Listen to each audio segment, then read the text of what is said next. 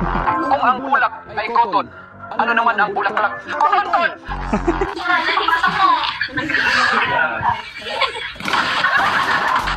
Ay, dasal ka ng dasal. Kung hindi mo naman binabago ang iyong asal, ay hindi ka pa rin maging banal.